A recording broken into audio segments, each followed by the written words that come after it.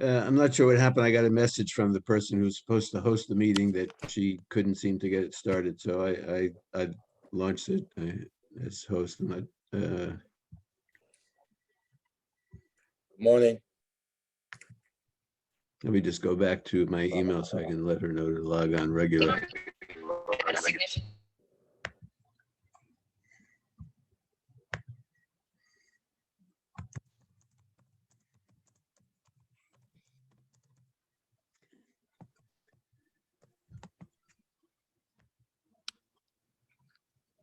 How you doing, Lawrence? How you doing, Mike? Hey, Jim, how about you? Hey, All right, guys. I met you in New York outside the courthouse, right? I think. Yeah. I've been digging into the CPB stuff pretty I deeply. know. Good work. Good work. And, you know, we got the opportunity by June 30th, if people get their shit together, to try to, you know, get back in. Although I get the impression that basically it's going to be a very, very tough climb. Very Oh. tough. That's more rewarding when it's tough, right? When we got to work for it. So That's right, baby. But basically, I think we're a bunch of assholes, so we got to basically get to that bullshit. all right, I'm eating a bowl of cereal, so I'm gonna put myself on mute and eat. Hey, take it easy. Hey, Michael, I'm sorry, I couldn't get in because every time I tried to get in, it said Carol Francis, and I think I tried to do that. And it seemed to be a private there was thing something between her and me. So when couldn't- I actually logged on, the first thing I saw was a frozen image of Carol Francis, and then it disappeared. I'm not sure what happened with that, but I'll just make you a host now. Yeah, I'm sorry. I mean, I've been No trying for the problem. last 10 minutes, Yeah, but I'm just glad somehow Carol Francis, we did something to confuse things. I don't know Okay. what. Not a problem. Yeah, Morning, no, I Mike. How are you? apologize. How's it going, Mike? Hey, Jim, how's everything? Hey, brother Steve, how are you? Hello, everyone.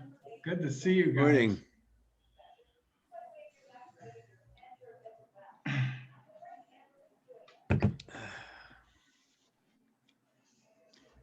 Morning, Jasmine. You're doing the reflection today, I gather. Yes, I'm doing the reflection. Great, great. And Stephen or Mike, I mean, who is introducing? I know nobody needs to introduce Mike, but nevertheless.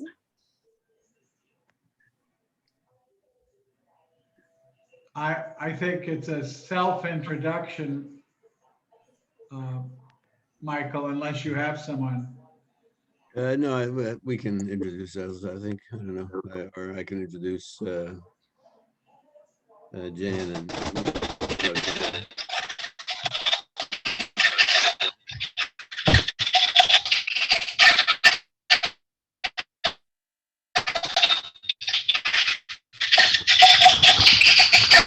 What is all that banging? I got a feeling, Jasmine, that was yours because you were moving around and I could see your phone moving, and I think that's what it was.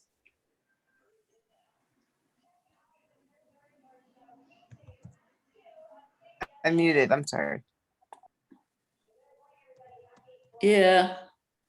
You just have to sit very still while you do the reflection and then it won't make a funny noise.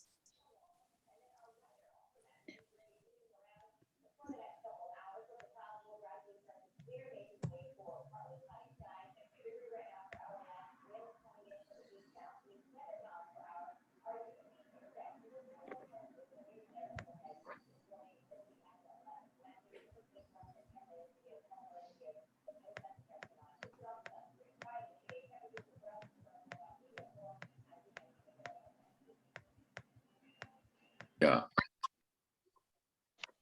Good morning, everybody. We're doing our socializing until 7:45. Glad to see some new people. Yeah, and we will do introductions just after that so that you will know who we are and we'll know who you are. Are these being broadcast on the air or is it just being by Zoom? No, this is not on the air. It's a So weekly regular meeting of As you Interfaith know, Communities United for Justice and Peace. So nothing to do with the station. gotcha. All right. Unfortunately. Morning, Harvey. Hi, good morning. But on the other hand, if we have it recorded, then we can post it on our website and people could look at it later. Yeah, but you have the ability to have thousands of people listen to it in analog. So that's a real problem with these debates. But anyway, that's my opinion. Good Well, we're morning, trying to work Jan. on a format on KPFK to have, both sides air their views and take calls, which I think is important for listeners. Well, considering the importance of this, it should be on every goddamn day. But anyway, we'll see. Morning, everybody. Good morning, Jan. Welcome. Morning. Love your hat. Thank you. Yeah, we will start the actual meeting at about 7:45 because it allows people time to come in. And we always used to have a social time before our meetings when we met in person. So it's a bit public, I know, to talk to your friends and with everybody else listening, but feel relaxed. And if you want to get yourself a coffee, you're very welcome to do so at this point. Steve, if you're whoever's in charge, can you allow me to record also? Yeah, I have to get permission to record. Sure. Let me hang on. Yeah. Yeah, good morning, Jan. That's pretty Good morning, smooth color. Lawrence. How are you today? I like the purple. Thank you. It's my union color, so I like it.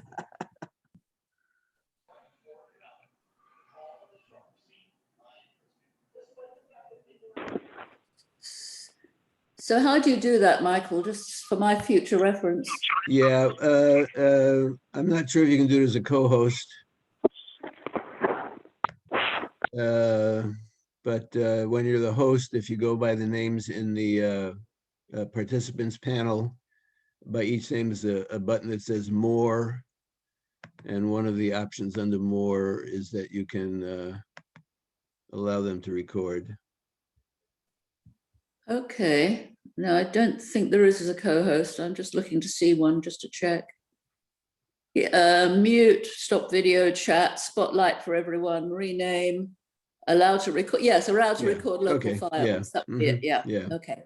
Did you do it So for her? this is Yeah. automatically recorded, I think, on the ICUJP cloud for their Zoom account, but yeah, if anybody else wants to record it, that's fine too. Yeah. I'm gonna mute and stop my video. Hmm.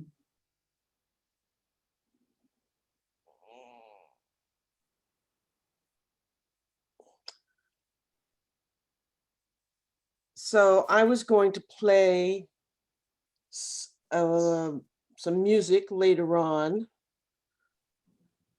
Am I still on? Yes, yes, we can hear you. Thank you. Okay, so I was going to play some music later on during my portion, but since it's quiet, maybe we should do it now. But I don't want to take extra time. It's the New Day theme song. I'm a big believer in having culture at every meeting. So at the Robeson Center, every meeting we had some kind of music or something. And What's the New Day theme song? I'll play it later, or I'll play it Why now. don't you surprise us? Okay, here you go, honey. Oops, I'm not muted. It might be more effective and relevant if you play it during your presentation and you can Okay. introduce it and talk about it. Alrighty, This is Go ahead. just I our have to- time. go ahead. No, you go ahead. No, I was just gonna say, it's so weird. When I was thinking about preparing for this, I was just visualizing being in the room where ICUJP always meets, and I was visualizing speaking to everybody, in person. I mean, in person. And then like 2 days ago, no, it's going to be on Zoom. It's not going to be in person. And it's just weird that my mind, and even since then, kind of like periodically when I visualized it, it was back at Emmanuel. So. Well, you're so It right, might Jan. happen soon. It might happen soon. You're so right. We've been at this since a year ago, March, Where, or so. And that's why how this do I first boost 15, the audio? the first 15 minutes, we're upper- trying to the- replicate on the upper right, socializing. F10, press it. F10 where? On the Steve top Fisk, row. Stephen on the Fisk, go on top mute right, if you're talking to your wife. Stephen. Last button. So Let's this see. is our, as you just saw, our socializing. We get to greet each other until 7:45. You there? As if we F12. were in person. Steve, I still miss the That's- coffee. I miss the Lawrence? coffee and bagel, Steve. Yeah. We miss them dearly, you're right. The closest we get is having our own coffee mug. Oh, speaking of which. But there has been a silver lining. We've attracted speakers and participants from all around the world at these meetings on Friday morning from the Middle East, South America, elsewhere, and then across the United States. So the small benefit of these Zoom meetings is the ability to do that. Then there are people who complained about having to get up and drive to our meetings. Take the train. Yeah, there's one. I think later in the year, we're going to have a conversation. I think lots of groups are having this conversation. Yeah. Do we go back to 100% face-to-face? Do we do a hybrid? Do we have a large screen in the room at Emmanuel and be able to put up people who are appearing by Zoom? So it's a big question. Actually, this would be a good time to have a kind of straw poll on that, because there are a lot of people here who are not normally coming, and not necessarily right now, but it's interesting to know how many of you would be willing to get up at 6:45 in the morning to go to a meeting downtown after having been able to have the luxury of meeting in your living rooms when you never actually came to that place downtown. What would actually drive you in? Because that's really the crux of it for us. You know, more people are watching it on Zoom and we're building our membership that way, then that's part of the argument. May I give my straw poll comments first? I Absolutely. think we should do a hybrid because I'm in New York. I'm able to journey into seminars at Oxford, Cambridge, King's College, the Sorbonne, all over the world. I would never be able to do that. So I personally think hybridization is probably the way to go. I will say I was unable to drive anymore downtown. And when I heard you were on online, why I can't personally ask Anthony if I can get his phone number because I needed to talk to him about something on immigration and haven't known how to reach him. That's the part that's missing by going in. Yeah. And getting to know people personally. Yes. I agree with Jim, and I think so. It could be hybrid. Sorry. Jasmine, if you're on the phone and the, yeah, you have to mute one of them. Yeah, she is muted actually. Okay. Yeah. Yeah. Well, we're up to 27 people, which is a good turnout, especially this early. So thank you all for walking from your bedroom to your living room and switching on. Unless you're in New York, in which case you've had half the day. Some of us are still in our bedrooms. Yes. I'm letting you know that this is Margot Iser. I'm in my nice little bed. Cats haven't come to top of me, but thank you. I've been wanting to, actually a long time ago, I had always wanted to participate in the group. I knew when it started. I just wanted to know what made you decide to do this on this particular topic.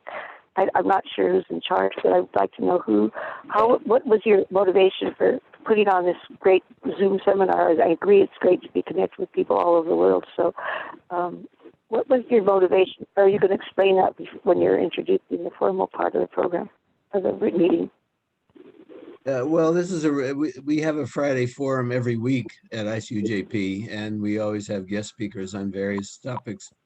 of concern to people involved in interfaith work for peace and justice. And we did have I think a similar discussion a couple of times just around the local station board elections. And I think about the last bylaws revision as well. So it's something that we come back to periodically, along with looking at, questions of how to, crimp the war machine and how to promote justice and, we did a forum separate from the Friday forum. We're trying to do periodic gathering, and not gatherings, but online. We did a forum a couple of months ago with the district attorney, Gascon, and Melina Abdullah of Black Lives Matter, and Kelly Savage Rodriguez from the California Coalition for Women Prisoners, called Backlash to Justice, Overcoming Obstacles to Ending Systemic Racism. And so we've been trying to create some ongoing working groups, and we'll be having a follow-up on that next month. So it's a quite active group, and many of the people involved are probably members of KPFK. So it seems like an appropriate topic. Michael, do you know that you're listed as Carol Francis? I don't know whether anybody can fix that or not. Yeah, I can change it. You don't have to if you like that. We swap around who hosts, and something that Carol Francis did somehow put her name on the ICUJP account, which confused. Michael, it's an honorable position to be in. Yeah, but off of it. Carol Francis will get on, and there'll be two Carol Francises. That's okay. Yeah, I know. Let me see if I can. No, what happened was she was training me in how to do it, and online kind of. And so she created the account so that she and I could kind of play with how to do it. And then obviously she didn't delete it at the end. And when I got on, all I could get was this account between just her and me this morning. Rose, I think Margot Iser needs to mute. Not me, not my noise. Somebody else is noisy, but I will mute. No, that is your noise. No, that's 7138. Who is that?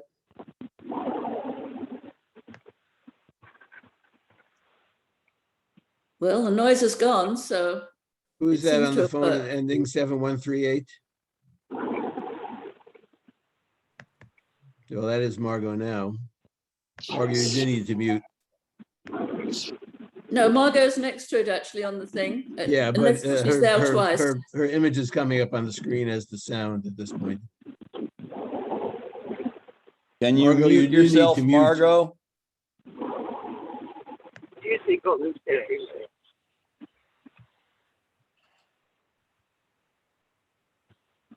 The other option is, Michael, you could mute her as well. That's the host. Yeah, I'm trying to change my name first.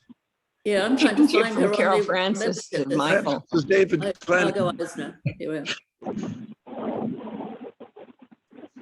I'm honored, but he's not me. That's okay. Put the name ICUJP host back in there, which is what it should have been. Okay. Somehow when you logged in, you changed the name of the account, I think. I'm not sure how that happened, but hopefully it'll just go back to being ICUJP host. Yeah. And because Carol Francis, you and I were playing with it, I couldn't get into it because all it gave me was the account between you and me. So I could have spent the next 2 hours just talking to you. So you weren't able to get into it after that? No, I wasn't, but Michael did, and then I'm now co-hosting, so it's okay. But it was an interesting start to the morning. Oh, so how come that happened? I mean, I think somehow when you logged in as the with the communications account, Carol Francis, you put your name on the communications account. I don't think it actually was. When you logged on, Rose, and it said Carol Francis, that was you. Yeah, the same way my name was on.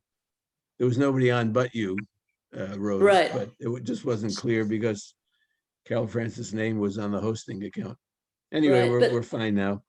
Yeah, anyway, yeah, and it's almost 42 actually, so maybe I'll get started. David Clinton has a picture of Carol Francis, so something weird is going on here. Carol Maybe Francis this is a getting UFO. around. Is this a UFO experience we're having?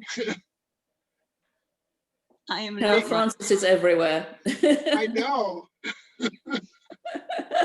Well, she gave me a good training, except that I couldn't use it. Okay, well, I think since we're up to 30 people, which is a pretty good number, and a lot of them are new people, so I don't want to kind of put you off by leaving it too late. I think it's time to welcome you to our meeting. My name is Rose Leibowitz, and as you've probably gathered, I'm the rather confused host today on the Zoom and facilitator, but hopefully I'll straighten myself out. We usually start the meeting with introductions, because it's a good way to just kind of see who's here. And since we do have a lot of people that we don't know, I think it'll be great to find out who everybody is. So I'm going to start calling names, and when you're called, just introduce yourself. Because there are 30 of us, try not to be too verbose, because it'll take a long time. But it's just great to meet you all and see what you're doing. So I'll start with Steve Rohde, since you're next to me on the screen. You need to unmute. Steve, Yeah, there you go. Good morning, everybody. Really, I welcome everyone. I'm the chair of this wonderful group. We've been at it. This September will be 20 years that Interfaith Communities United for Justice and Peace has been doing programs like this, demonstrations, marches, civil disobedience, meetings with elected officials, conferences, and all the rest. I myself am active with the ACLU, the Black Jewish Justice Alliance, Bend the Arc, a Jewish Partnership for Justice, and Death Penalty Focus, a abolitionist group. Thank you very much, Rose, for chairing today. Thank you. Jan Goodman. Good morning, everybody. So I'm Jan Goodman, and I have been a periodic visitor to ICUJP over the years. And my father, I don't know if you all know, but there's a book out about him called O'Neill Cannon, Story of a Radical Black Printer. And he was a longtime member of ICUJP. And so I used to come with him sometimes, and but I've also been very active in all of Southern California. If it's progressive, I've probably been part of it, but I was the chair of the Paul Robeson Community Center, and I saw Carol Francis had a Paul Robeson poster, which actually looks like it might have come from there. Couldn't see the whole thing. So I was chair of the Paul Robeson Community Center and a co-founder. And I also have been the chair of the LA chapter of the National Lawyers Guild and Sunset Hall Retirement Home, and Americans for Democratic Action, which is not part of the Democratic Party. It was founded by Eleanor Roosevelt, and other organizations. And I'm so honored and happy to be here today. So thank you. Thank you. And you missed a wonderful reflection Carol Francis did a few weeks ago on Paul Robeson. Maybe she can catch you up on that afterwards, but it was really good. We were partners in crime in the Paul Robeson Community Center. Right. Barbara Pamploni. I'm from the San Fernando Valley, and obsessed on food. I recommend this. Who really feeds the world? And her answer is agroecology feeds the world, not the violent knowledge paradigm. I can't pronounce paradigm.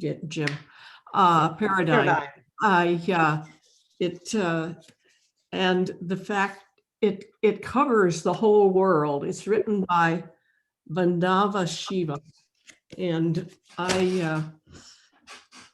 am feeling good and alive. Thank you. Yeah. Laura Levinson, you have to unmute. We can't see you either.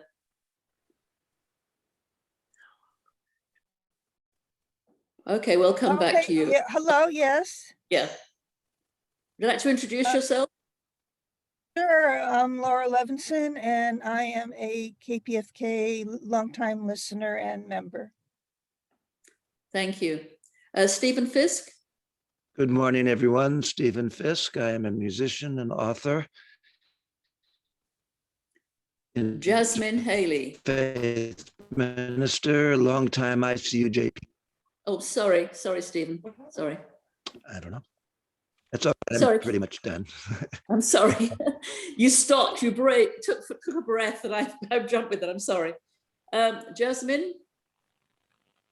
Hi, I'm Jasmine Haley, homeschooling mom, and ICUJP member, outreach and advocacy committee, and during the reflection today, and SCC PWR Emeritus Board member, and Westchester Christian Science Church. And happy to see all of you. Happy to meet all the new people. Thank you so much for being here. Thank you, Jasmine. Can you mute yourself again? Thank you. Michael? Michael Novak? Hi, I'm Michael Novick with Anti-Racist Action, and If Not Now, which is mostly young U.S. Jews against the occupation, and also just recently became a dues-paying member of Jewish Voice for Peace as well. I'm a member of the board here at ICUJP and the chair of the board at KPFK. I work on Turning the Tide from Anti-Racist Action. I'm also on the production crew of Changelinks, which is the monthly community calendar here in Los Angeles, and a bunch of other stuff, but I'll leave it at that. Thank you. Vita Veach? Good morning. I'm Vita Veach, a member of Culver Palms United Methodist Church and board member of ICUJP. Thank you. Anthony Manousis? Good morning, everybody. I'm Anthony Manousis. I'm a Quaker, member of Orange Grove Friends Meeting. I'm also the founder of Making Housing and Community Happen, a nonprofit for housing justice. I'm on the board, the general board of Friends Committee for National Legislation, and I'm on the board of ICUJP. And it's great to be here this morning with you. Thank you. Maggie Hutchinson? I'm Maggie Hutchinson, member of the Santa Monica Friends Meeting, board member of ICUJP, board member of the Interreligious Council of Southern California. And recently I joined the YMCA, and I'm swimming and exercising and I feel good. Great. Fernando?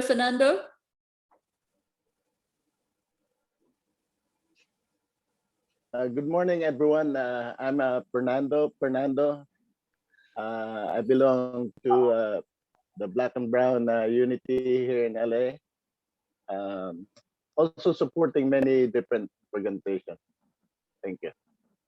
Thank you. Carol Francis. Rose, Yes? I'm sorry, Rose, point of order. Fernando, are you holding a meeting with this group at 9:30 for your monthly meeting? I'm prepared for it, but I don't know if that's going to happen today. It's supposed to be today. Yes, that's why I mentioned it. So we're holding meetings after our morning meeting on Fridays. The first Friday is the program committee. The second Friday is the outreach and advocacy committee. Then we have a board meeting on the third Friday, and on the fourth Friday today, Fernando is meeting with to speak about racial justice. So folks could stay on immediately at the end of this meeting, stay on your screens, and then Fernando will take it from there. Can I ask you, Fernando, have you got other people kind of coming in for that meeting? Or will it just be the people in this meeting who stay on? Well, I tried to invite other people, but look like they're busy on other organization, and so I could not get them in. So unfortunately. Okay, no, I just wanted to know from the point of view of admitting more people in at 9:30 if we haven't finished. That was why I was asking. Carol Francis. Yes, Carol Francis, retired teacher, writer and poet. And I've been with and ICUJP board member, and I've been with ICUJP since I retired from teaching in 2005 at the encouragement of O'Neill Cannon. Thank you. David Clennon. Good morning, David Clennon, or if I stop my video, I'm Carol Francis. Now I'm Dave Clennon. Now I'm Carol Francis. I'm a member of Jewish Voice for Peace and the U.S. Academic and Cultural Boycott of Israel, and I'm a board member of ICUJP. Thank you. And you completely mucked up my screen doing that. Your face went to different places. So if I miss anybody out, just blame Dave Clennon. Sorry. Rick Benales. Good morning, Rick Benales, former board member at ICJP, and very glad to be with you all and very interested to hear subject for today's meeting. Thank you. Chris Panett.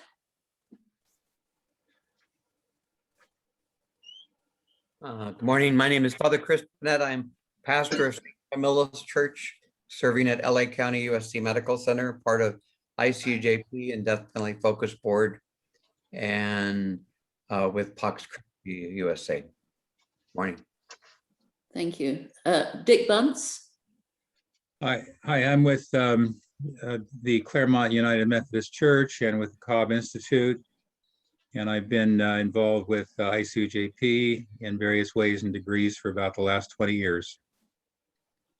Thank you. Lawrence, it says kind of free Mumia, free them all. Lawrence Yes, Lawrence Reyes. Thank you, and good morning. My name is Lawrence Reyes. I'm a local station board member for KPFK and also Pacifica National board member. I see two of my heroes, Paul Robeson and Malcolm X, in the background of Michael's Zoom. And what I want to say, I also belong to the Black Brown Solidarity Coalition with Palestine. I'm a young lord, also a member of the Puerto Rican Alliance. I am a human rights activist. I work on freeing political prisoners, and I look forward to speaking with you. And good morning, and thank you, David Clemens, for that humor. I appreciate it. Thank you. Sounds like a good link to Fernando there too. Harvey No Nukes Wasserman. Hi, I'm been a lifelong activist. My primary focus in California, I have a home in the Valley, is to shut the Diablo Canyon nuclear plants. Anybody wants to contact me, my email is in the chat, solartopia@gmail.com. I have the California Solartopia show at KPFK, and I have a new history of the United States. I'm a history professor. Anybody wants a copy can email me as well. And I've been involved in journalism and radio since before all of you were born. So thank you. Not before all of us were born, believe you me. Right. Doreen?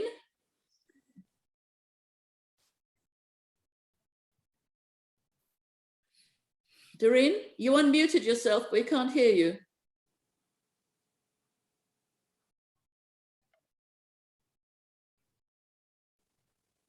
Okay, Doreen, I don't know whether you can hear me, but we'll come back to you.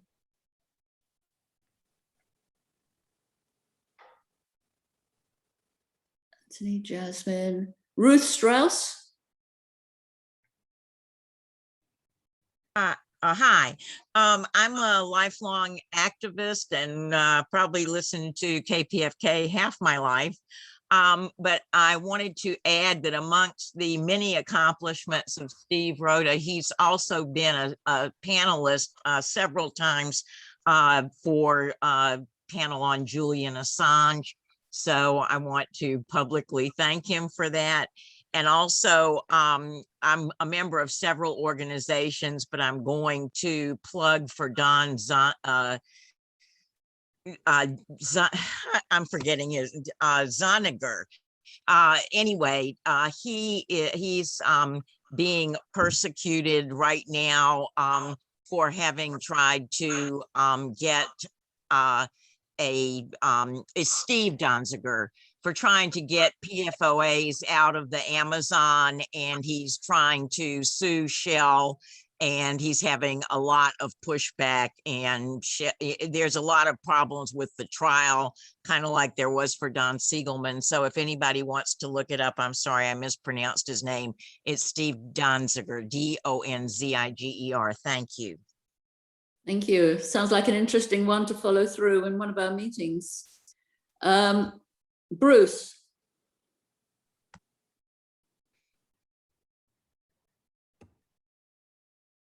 Nobody there? Okay. Oh. No? All right. Jim, I can't pronounce it. Dingerman?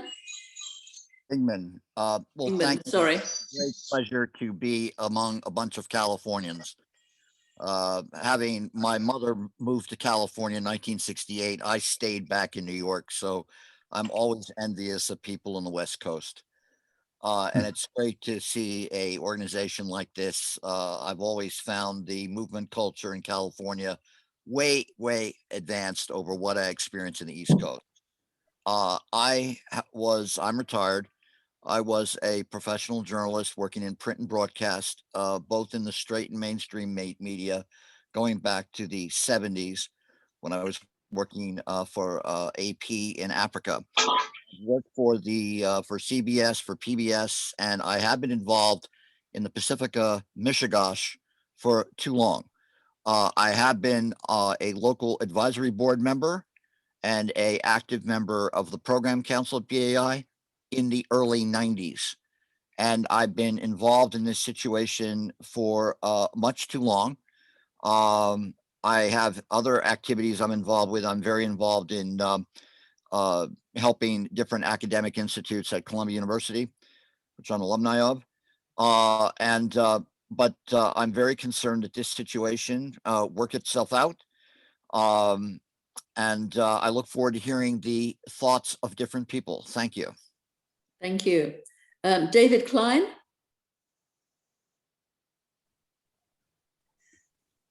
David Klein, KPFK listener. Thank you. Frank Durrell.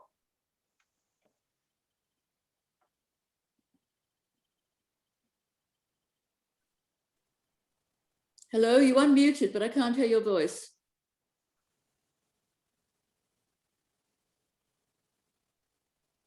Boost your volume, Frank.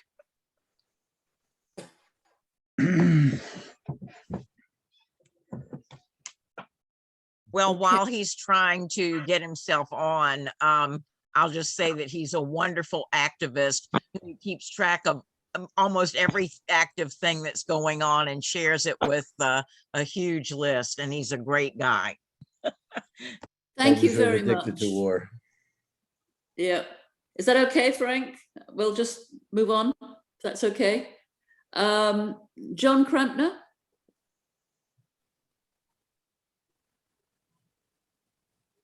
You have to unmute. Yeah, right. Okay. John Crampner, agnostic Jew and freelance activist. Thank you. Avon.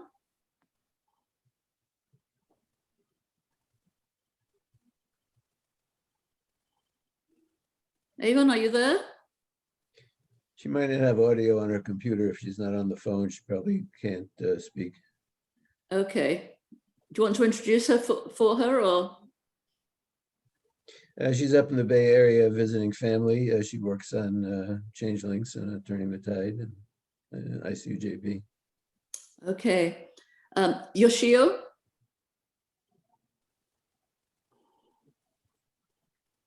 Need to unmute.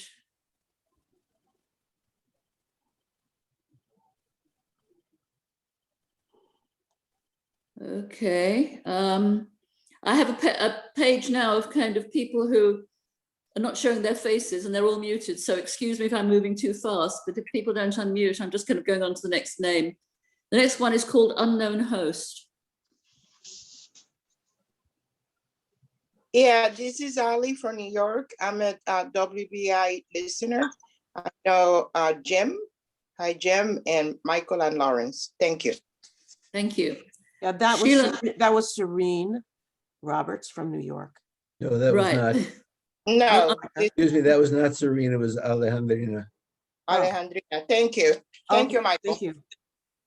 Thank you. Sheila McCoy.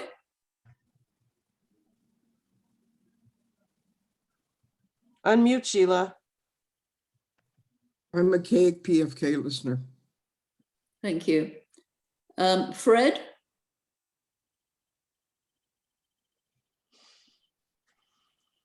Can you unmute? Probably just away from the screen for the moment. Geraldine Stapleton. There's somebody whose face I can see. Good morning. Yeah, peace and social justice activist, currently the legislative lead for the Peace Alliance. Thank you. Margot Eisner on the phone.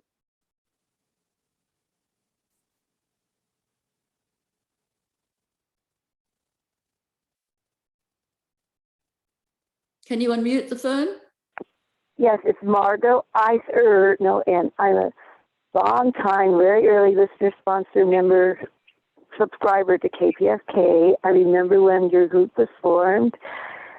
And I also am a passionate preserver, protector, defender, hopefully, for the environment and all the precious natural environments, endangered species, etc. And I'm, just really also a Jewitch.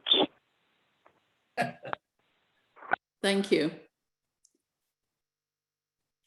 All right, I think that was everybody. There were some people I called, though, who were muted and hidden, so I didn't actually get everybody's voices. So if there's anybody else who I've missed, please unmute and shout out. No. Okay, well, welcome to everybody. Reverend Ruby is here. Yeah, is she? Okay, Dr. Ruby, can you introduce yourself? I didn't see you. Yes.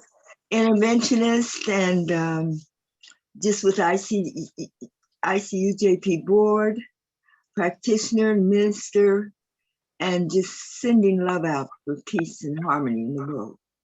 Thank you. And Doreen, now I can see you. Would you like to unmute and introduce yourself?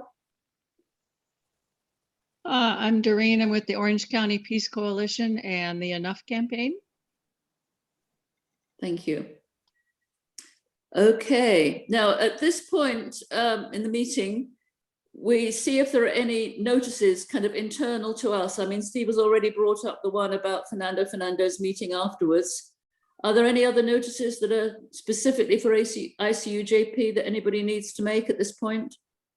I'll just mention again that June 27th, we'll be doing the Backlash to Justice Part 2 with the District Attorney, George Cascon, and Dr. Melina Abdullah of Black Lives Matter, looking more deeply at the questions of holding police accountable and other ways in which the justice system in LA really needs to be transformed.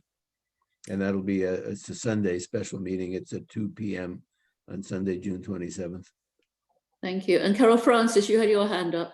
Yes. I'd like to invite everybody to the program committee next Friday after, that's first Friday of every month after our forum, social outreach and advocacy committee every second Friday of every month.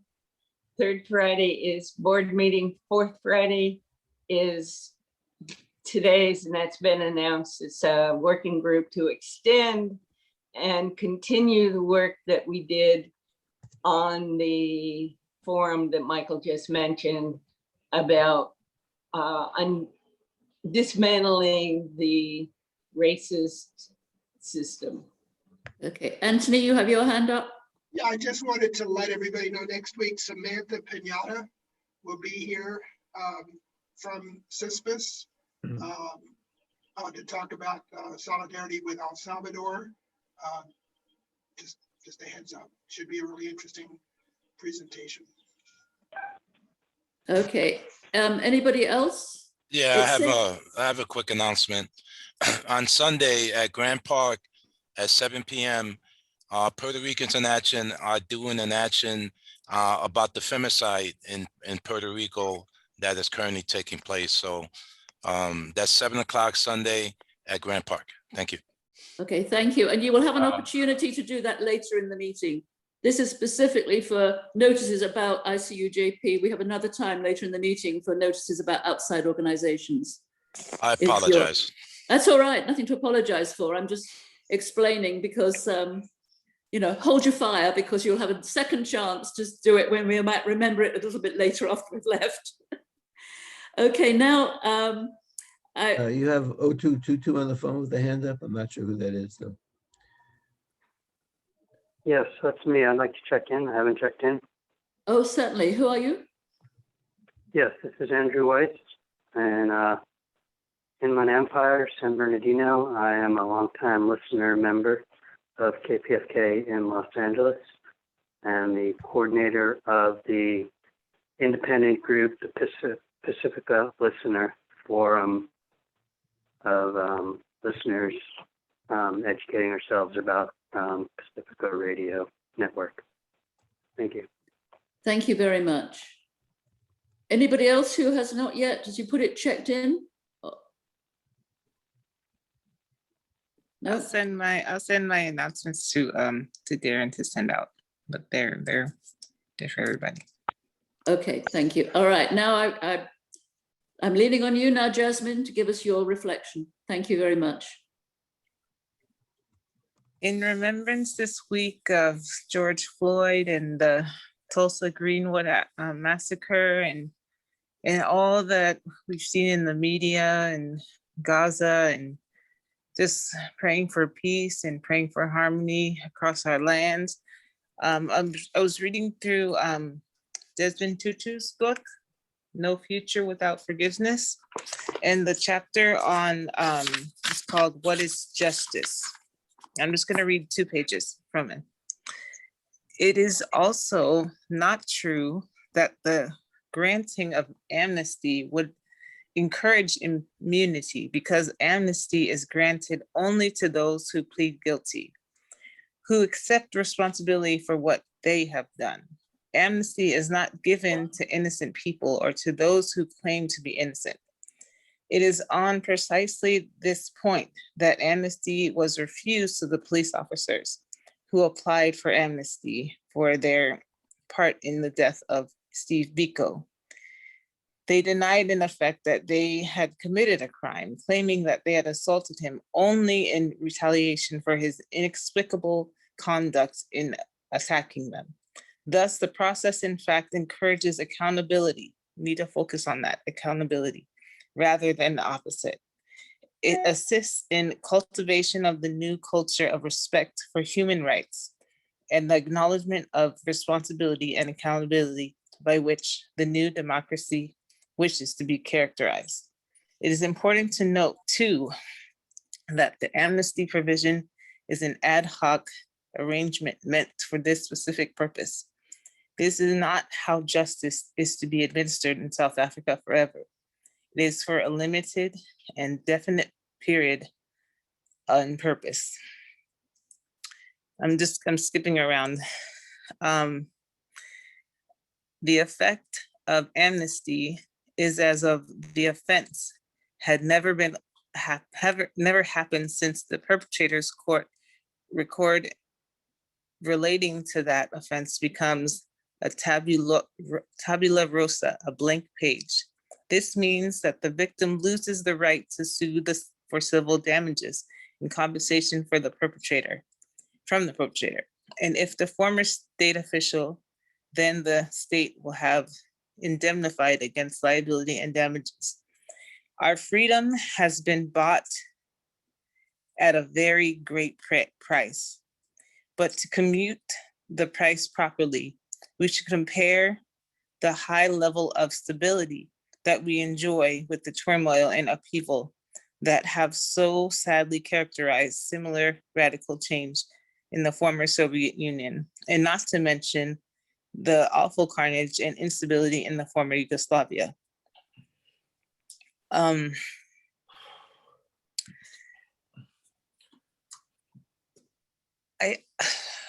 don't know how else to say this, but I really hope and pray for peace in not only my community, but in your community where you are, and in Gaza, and in the news media, in the rooms where they're deciding what to tell us and how to tell us, that they have a more peaceful approach. So I'm really grateful for everyone's presence here today in finding a solution and finding a just and right cause and reason and solution to all of our needs. And I really hope that we can just do better in compassionate sharing and compassionate listening, and learn to really care and love for one another. And so thank you. That's my reflection. Thank you. That was wonderful. And it's so deep, so profound, and so true. It really hits the spot. Thank you very much. In the chat. I'll share the book in the chat. Thank you. Okay. Before we started, before everybody was here, we had a little discussion about how our speaker always needs somebody to introduce them. And then we decided that Michael is so well known to everybody that we're just going to ask him to introduce himself. And so, Michael, I hand over to you. Thank you very much. Okay, I think, this is a little bit later than we usually get started with the speakers, so maybe we can all be economical. I think we might alternate maybe between the side advocating yes and the side advocating no on the bylaws change at Pacifica. People may be receiving a lot of emails and might be familiar to some extent with the issue, but briefly, there is a measure that's going to be voted on by members of Pacifica Radio, the 5 stations, KPFK here in Los Angeles, KPFA in Berkeley, WBAI in New York, WPFW in DC, and KPFT in Texas. And the listeners and the staff at all 5 stations will be voting on this bylaws revision, because it dramatically changes not just the governance structure, but the operations and a sense of the entire network and foundation. And so Lawrence Reyes and myself are both members of the local station board here at KPFK. And Lawrence is a director on the Pacifica National Board. Jan Goodman and Harvey Wassman also are members of the local station board here at KPFK. And Jan is a former member of the Pacifica National Board. And we wanted to discuss that with everyone at ICUJP and hopefully clarify what some of the issues are. Maybe Jan would go first as a yes, and then Lawrence on the no, and then Harvey on the yes, myself on the no. Maybe if we take 10 minutes or so apiece or in that vicinity, we'll have plenty of time for questions and discussion. Does that make sense to everybody? Well, sort of. Thank you for the thought. We rather than me going first, we're going to have Harvey go first, and Okay, sure. then I'll go second. Okay, no problem. So okay, Harvey. Yeah, can everybody hear me? Yes. Are we good? Yes. Okay, thank you for this. It's a beautiful meeting, a wonderful group of people. I'm very honored to be part of it. I'm familiar with Ruth Strauss, of course, from our Monday Zoom calls on election protection, which I'll talk to you about later in the designated slot. I'm a director at, I'm on the KPFK board. I have a show, California Solartopia. I have joined with Jan and others to ask for a a revision in the bylaws of Pacifica because the state, first of all, they've been in a long time. They need to be changed. And Pacifica is in very, very serious shape. Financially, it is in a serious crisis mode. And we are also rock bottom with listenership. The KPFK has the strongest signal of any radio station that I know of west of the Mississippi, and yet our listenership there and at other stations is extremely low, and it needs to be much, much higher. I've been involved in these things since 1968. I was a co-founder of the Liberation News Service way back when. These kinds of issues are familiar to me. The current bylaws, the current structure of the network is simply unworkable. And the Exhibit A, I mean, 99% of the argument is that about the current state of Pacifica, which the network as a whole, the station KPFK in LA, the listenership is way down to the point that we do not have a sufficient critical mass of listeners to actually support the station. Morale among the staff is extremely low. We have lost some of our most popular and important broadcasters. We are on the brink of losing many of our most important, irreplaceable staff. Michael is a wonderful moderator, but I believe that the station board meetings that I've been in are unworkable, untenable. I ran a business for 20 years. This is not a structure that's working. And Jan Goodman and Sharon Pyle have come up with, I think, a very workable structure. It's a combination of democracy and professionalism. We need a professional staff. We need professional broadcasters. We can have a hybrid with non-professional broadcasters. That's fine, but we have to have a station that works. We have to have a network that works. One of the reasons, main reason I got involved with Pacifica is I read a memo from the great Alan Minsky, who's now executive director of Progressive Democrats of America, with people I do the Zoom call on election protection with. And it laid out a beautiful future for Pacifica, both radio broadcasting and with social media. That was really why I wanted to be involved in Pacifica. And on the broadcasting side, which I've been doing for a long time, and it hasn't happened. We need a strong institution on the left that does radio broadcasting, that does social media. And right now we have the shell, but Pacifica, the structure does not work, and it has failed. And the financial situation and the listenership situation are the clearest proof that it's failed. We are a smoldering ruin at Pacifica. 2 of the 5 boards, local boards, have had a majority vote to change the bylaws, and the bylaws need to be changed. We have to have a structure that actually works, and as I say, that combines democracy with professionalism. Jan and Sharon, I think, have done a wonderful job of doing this. I've been disconcerted by many of the personal attacks that have accompanied this debate. Personally, I've been on the debate circuit for many years. I actually debated General William Westmoreland in the 1980s and Phyllis Schlafly.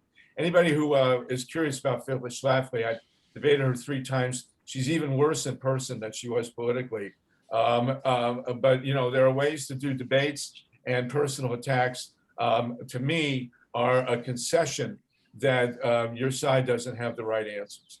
Whatever is happening at Pacifica, it's not working now.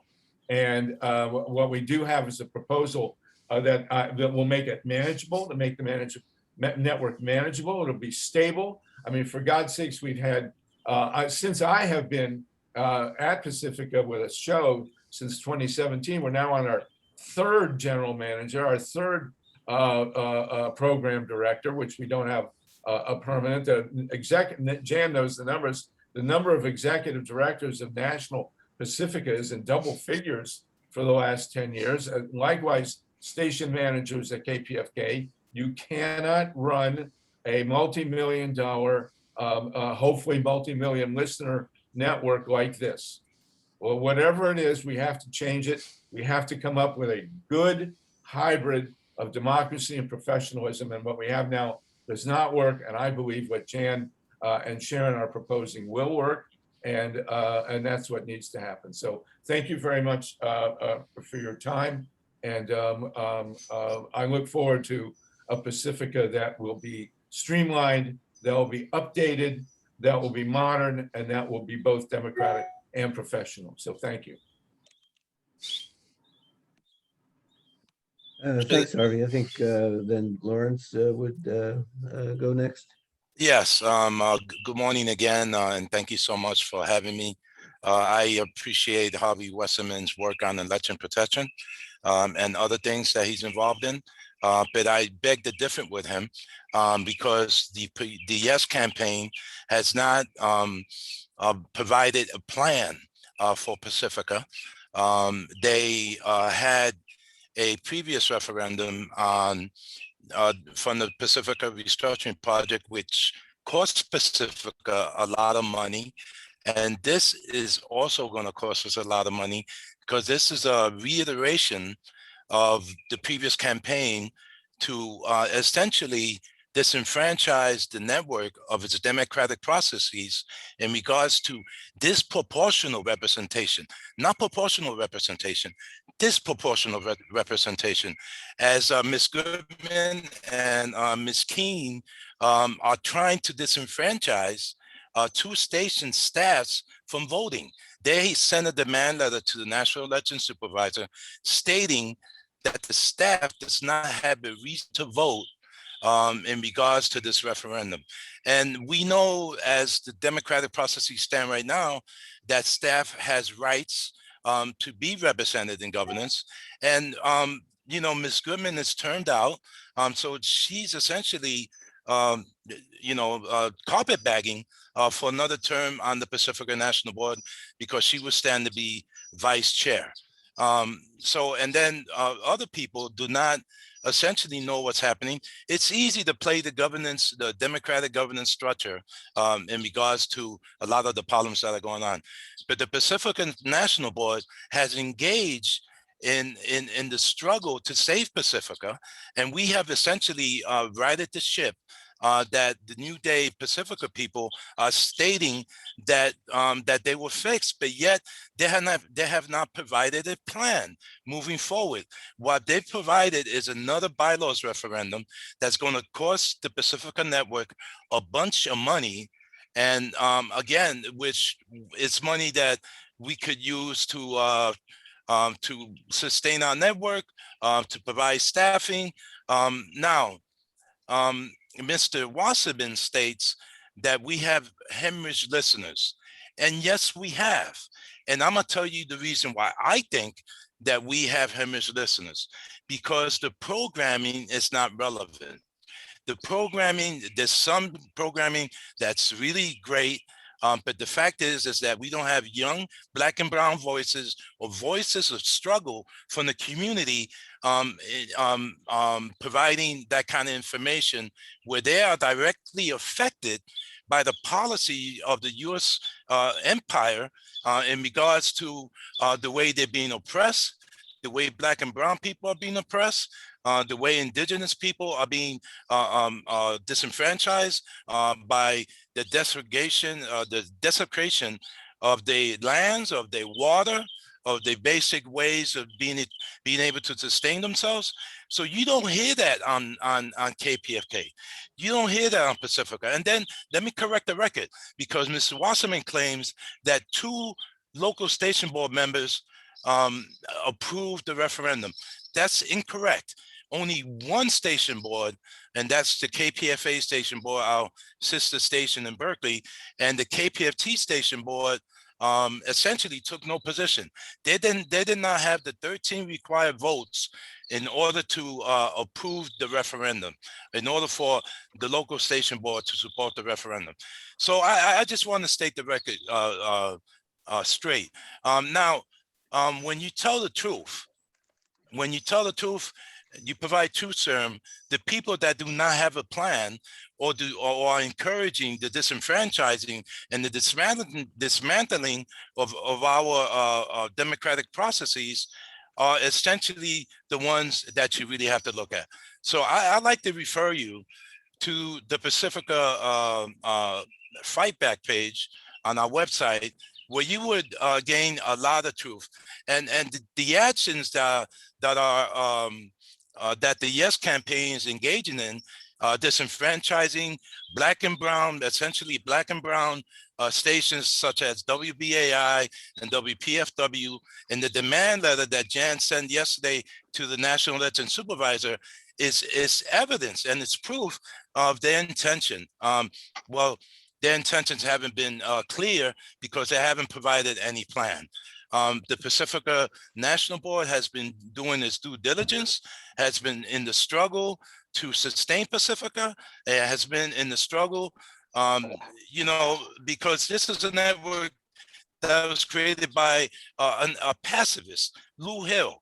And Lou Hill set the framework, set the template for us to engage in the struggle for peace and justice. And that's what Pacifica has to be about. And once we're about that, then we will regain those listeners that have gone elsewhere, because there are many different platforms that have gone elsewhere. Now, in my personal life, I work as an anti-poverty social worker for the County of Los Angeles. And what I see in the streets, I work the streets trying to enfranchise those who are unhoused, and those, and then my work as a human rights activist to free all political prisoners is also another thing that I do. And, you know, I just like to refer you to the Pacifica Fight Back, www. Pacifica Fight Back campaign. And the reason why we call it Fight Back, because this is a fight that we're pushing back on the dismantling, the disenfranchising, and the the decimation of the Pacifica network. So I provided my side. I encourage you to vote no. I encourage you to ask your friends to vote no. And Ms. Goodman, I gave her a couple of questions to answer in regards to the demand letter, where they're seeking to disenfranchise WBAI and WPFW staff. WPFW is our sister station in Washington, and WBAI is our sister station in New York. So I thank you for this opportunity. 22. Thank you for the opportunity to present on behalf of the No campaign. And we encourage you to keep the network intact, not to dismantle it, not to streamline it, but to keep it intact as one network with 5 stations and over 200 affiliate stations throughout the United States. So that's I submit my case, and I look forward to questions, and I look forward to communicating with you as well. Thank you very much. Thanks. I would ask if people who are not speaking could mute themselves, because a couple of times we had distracting noises and phones popped up. Jan, you want to go ahead? Yes. Could you enable screen sharing for me? Sure.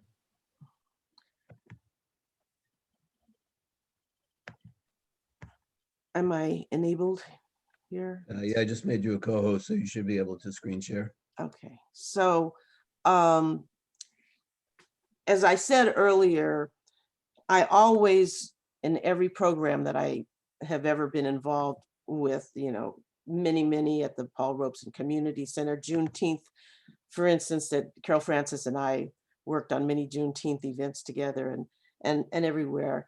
One of the things I learned is how important culture is. So I'm going to first just play, hopefully I can do this here. I'm going to play the New Day theme song, which actually has a message, but is also, I think, something that hopefully that we enjoy. So let's see if we can actually do this. Let's see. Is it going to happen? So this song was written by okay. This, It's a new deck, it's a new deal, it's a new. can you hear this? Yes. It's a new ride, it's a new reel, it's a new way. It's a new look, a new feel, Pacifica's brand new day. It's a new look, a new feel, Pacifica's brand new day. Oh, yes. So, okay, I just wanted to play that. And the message there, of course, is what we need at Pacifica is a brand new day.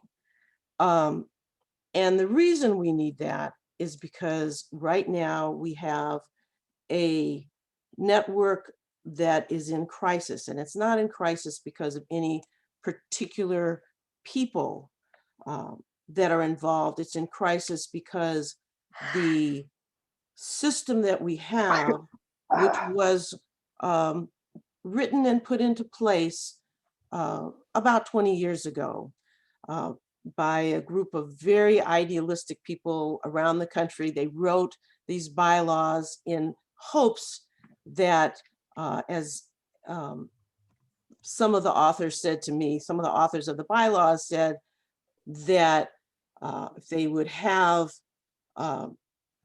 they wrote these bylaws so that the national board and the local boards, the local people could all work together. They had to work together to make this successful because these were written in reaction to a national board that was going towards being self-selecting, and they did not want that to happen. So they wrote these bylaws in a very idealistic way.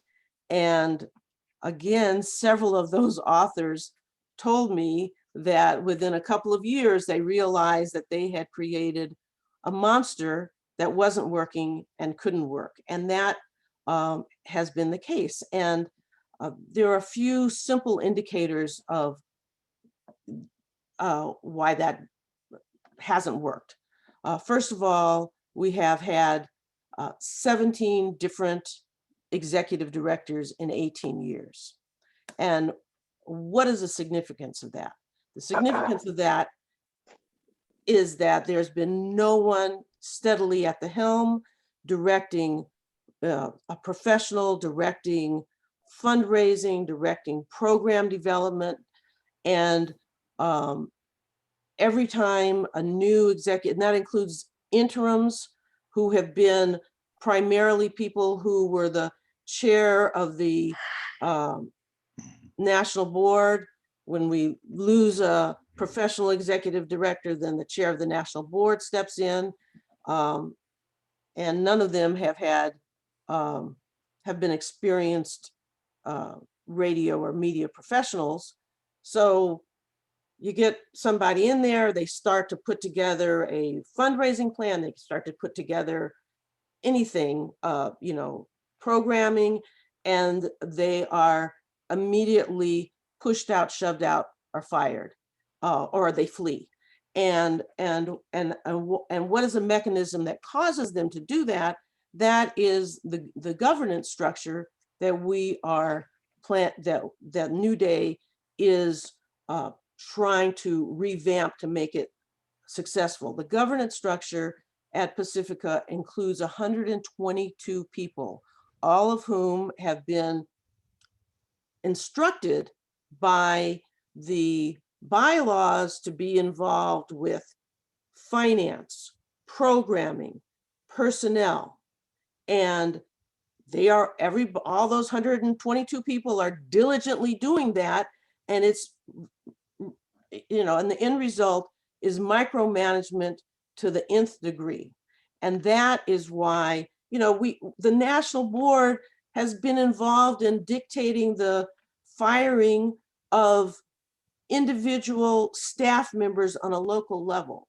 I mean, that is craziness when you're talking about a multi-million-dollar operation with 7 stations, to have the national board involved in that kind of detail.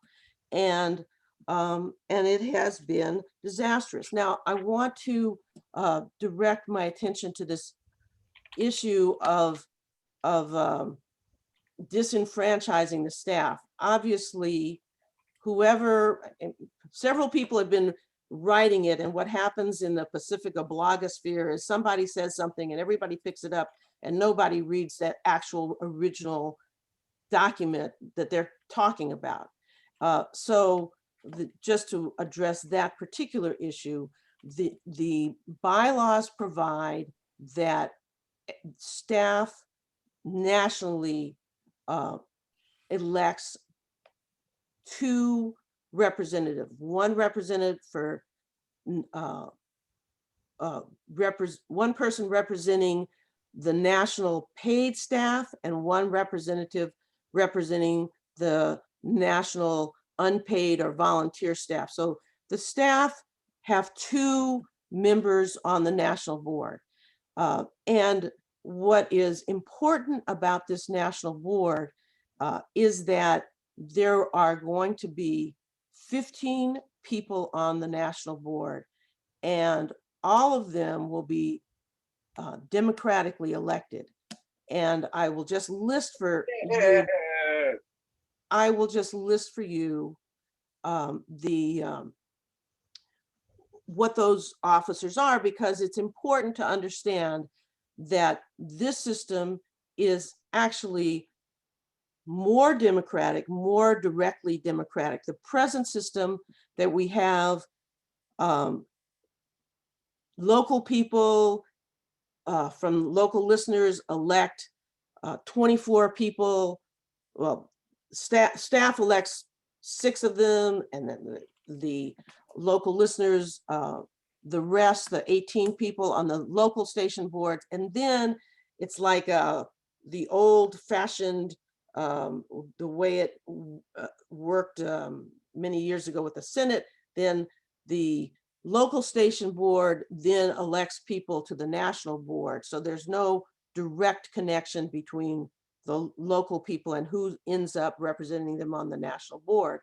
And then on the national board, they then create a second layer of electing the officers. The new plan is that every station board will elect one person directly to the national board, democratically directly to the national board, and every person, so there'll be 5 representatives from each station. Everybody, the staff and the listeners, will directly elect the officers, the chair, the vice chair, the secretary, and the treasurer, and the affiliates, which are 250 affiliate stations, which Pacifica has, that probably most of you don't know about, but they will directly elect somebody to the national board. And then those 12 people will then, elect 3 at-large people to fill in the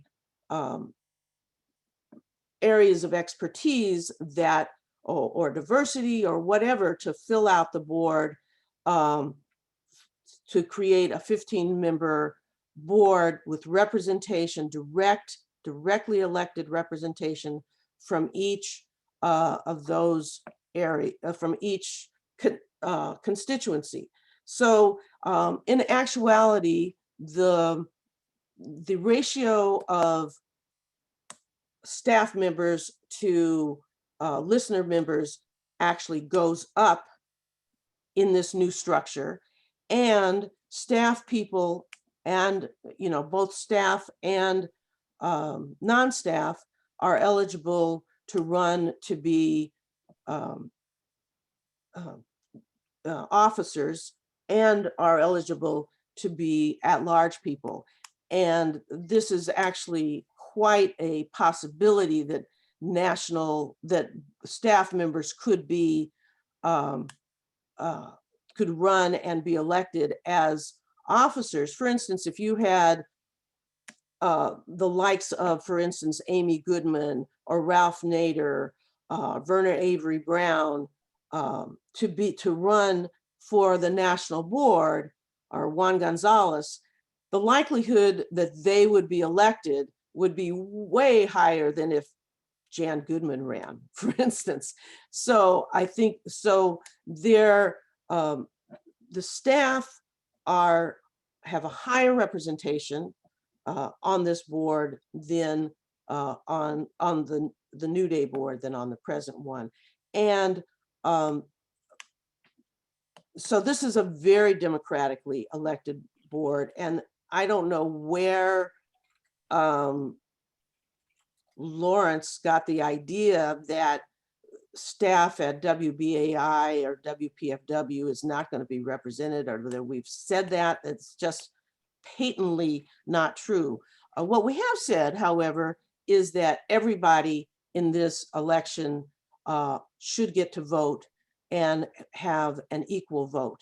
And that is actually what that memo was about. So if anybody's really interested, I can send them the legal papers, happy to do that, but it's not, I don't know, I really am at a loss as to why anybody even thinks that we're trying to disenfranchise those people. So you know what, I have not kept track of my time. How much time have I used up? Michael, do you have any idea? I didn't look closely to start, but if you could do it in about 2 more minutes, that would give me Okay. about the same amount of time. So- We could take some so- questions. The point here, the big point here is that right now, Pacifica is in a financial crisis. The only reason, quite honestly, that we are not, that we are still on the air, quite honestly, is because we've gotten an infusion of several $1 million of COVID money. And that money has made a huge difference to Pacifica. We've been able to get our audits almost up to date, which they haven't been because we haven't had the will to be able to do that. So the point here is that if you are happy with the constant fundraising, because we don't have any plan as to how to raise funds other than just continuously on the air pitching. If you're happy with loss of the programming, you know, and really, you know, that the constant on-air fundraising pushes people away. If you're happy with that, then sticking with what we're doing is fine. But if you believe, as I do, that Pacifica has the potential of influencing this country to move to the left, to get accurate information, we need a system that will provide stability, that will provide the ability to have a national executive director who is a professional, who's competent, who won't be chased out. Because instead of having 122 people micromanaging and not allowing the executive director or station managers to actually create programming that pursues our mission in a professional way, if you are happy with the way it is, then a vote no makes sense. If you want to change that, if you want Pacifica to survive, to have vibrant programming, to have off-air fund drives, as well as on, then please vote yes. And I put my information, I thought it was a good idea, Michael put his information. I put my information in the chat. Thanks, Jan. I invite you to contact me if you have any questions that we don't answer here, or if you'd like to volunteer to help move Pacifica forward. Thank you very much. Okay, thanks. I'll try to be succinct because I want to leave time for people. I see hands are coming up already. I want to be clear to everyone that this is not a personal dispute between Lawrence and myself and Jan and Harvey. I think we all appreciate the work that people have done in the movement and at Pacifica. I think Jan in particular helped overcome the problem where in New York we had a huge debt to the Empire State Trust. So we took on the loan, which now is being criticized, but in fact helped us avoid bankruptcy. So, that was something very positive. I think that people need to be clear, however, what is at stake here. And what is at stake is community radio. And when Jan says professionalism, we need to be clear on what the so-called professionals have done. The problems that have just been described about KPFK have taken place under professionals. The reason for the so-called micromanagement by the board is that the professional station manager refused to make cuts in staffing when the station was unable to pay its payroll. So finally, the executive director and the national board had to intervene. There was a general policy mandate from the Pacific National Board over a year ago that Pacifica has a mandate that all stations have a balanced budget, and KPFK persisted in spending more than it was bringing in. So the reason for that is, as Lauren said, that the professional management has repeatedly marginalized voices from the community and programmers with community roots, and has failed to adapt and adopt to the ethos of social media, which is a many-to-many ethos. So I want to lay out what a few of the changes that these bylaws would bring about, and why they are so dangerous if the changes go through. Jan referred to the fact that there would be officers elected. Each of these positions is a single vote, and so one of the things that these new bylaws would do is create a third class of membership and separate and divide permanently the paid and unpaid staff into two separate categories. And the reason for that is, as Jan said, each would elect one representative. And so in every single case, and this is true for the officers at the national level proposed under these bylaws, and the officers at the local level, the new local station board, which is being proposed by these bylaws, which would have no oversight whatsoever over local management, local funding, local budgeting, the fairness of local programming.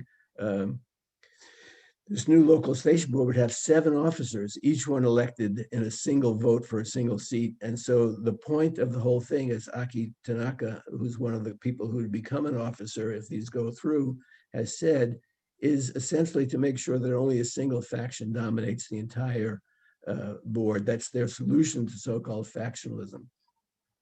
We have a different approach. And if you look at pacificafightback.org, you'll see that Pacifica Fight Back is actually composed of people from all 5 stations, people from KPFK, people from KPFA, people from KPFT, WBAI, and WPFW. I will say for myself, I take leadership in this question from many of the women of color in the Pacifica Foundation, some of whom were mentioned, Verna Avery Brown, for example, who has urged a no vote. Verna, the last time one of these methods of nationalization and centralization took place, walked off her job as the host of the Pacifica National News Show in protest because they were censoring voices on the air and disallowing the community from speaking.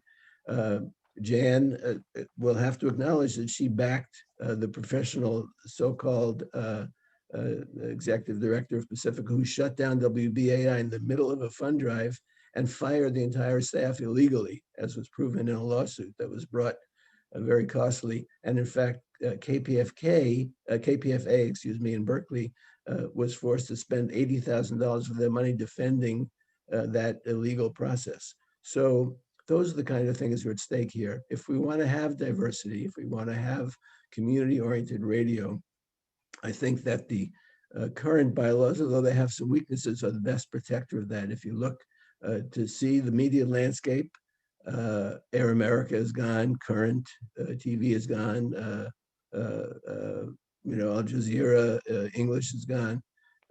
What's standing is actually the Pacifica Foundation, and the Pacifica Foundation is standing because of the democratic bylaws, because the listeners and the staff collectively and together have created this multi-million-dollar enterprise from the left. And the solution to the problems of democracy is more democracy. I'm reminded in the New Day bylaws proposal of something that came out of the Trilateral Commission in the 1970s and 80s, and it was called The Crisis of Democracy. It was a book by Samuel Huntington and several other people. And what they said is that the problems of democracy was that there was an excess of democracy. There was too much democracy. There was too many demands being put on the system by Black and brown and marginalized people. And their solution was to limit democracy in this country. And that's the same thing you're hearing in this proposal. They want to limit democracy at Pacifica. And their idea of professionalism has failed. We've seen that at KPFK. The use of the strip programming with paid programmers, there's been a steady decline in listenership at the station as a result. The large staff we have, too much of the programming and production staff is devoted to 1 or 2 or 3 paid programmers who produce their own shows and have additional producers who work with them. We need to put those production skills to work, training and bringing in people in the community who can participate. One of the things the professional management has done repeatedly is we brought in a manager from the KJS station. One of the first things he did was shut down the local news department and pipe in the KPFA evening news, which precipitated the decline in listenership here. And the same thing happened again when the Pacifica National Board directed KPFA to reduce its expenses. The first thing that the professional manager did was close down the KPFK news department, which only had a cutaway from the Pacifica evening news, so-called, coming from KPFA. So what's behind this is an attempt to sanitize and gentrify the airways, to marginalize producers and programmers from communities of color who are accountable to the community. And I think it's important to understand that there are many efforts on the way. For example, the Pacifica National Board created the COVID task force under a motion that Lawrence Reyes put forward. The COVID task force started the show COVID, Race, and Democracy, which was the first new national program for Pacifica in years, and specifically engaged with the Pacifica affiliates, not only piping out our product to them, but asking them to produce content for us. And that's the kind of relationship we need to have, not only with the affiliates of Pacifica, but with all the organizations and responsible, progressive, and liberation-minded organizations in our community. The tremendous amount of talent. We have stations in the media capital of the United States here in Los Angeles, in the digital capital in the Bay Area, in the financial capital in New York, the political capital in DC, in Houston, Texas, which is the fastest growing big city in the United States with the youngest population and the most diverse big city in the United States. And yet KPFT, the programming is predominantly country and Western music. And so those are the reasons for the failures. It's because the stations are not engaging with their communities, not bringing in the talents and the skills and the creativity of communities and the solutions. I think that there's been a litany of too much woe on the airwaves. One of the things the Pacifica National Board did mandate is that the general manager of every station do a report to the listeners every month and take calls from the listeners, and that the local station board do the same. So you have to ask yourself, why do you want to eliminate the role of having a treasurer at the station who can participate in the National Finance Committee?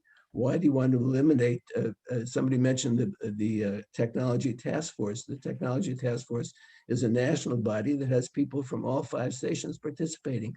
There's no mechanism in these new bylaws whatsoever for any participation from the local station board, because it's removed entirely from governance in any of the national affairs of Pacifica.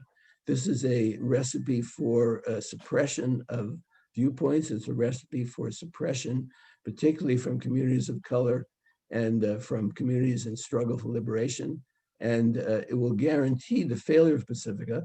I think what is behind it is an effort, because the number of people who have backed it say very clearly they're interested in what they call triage. They want to eliminate what they call the weaker stations. They continue to target WBAI.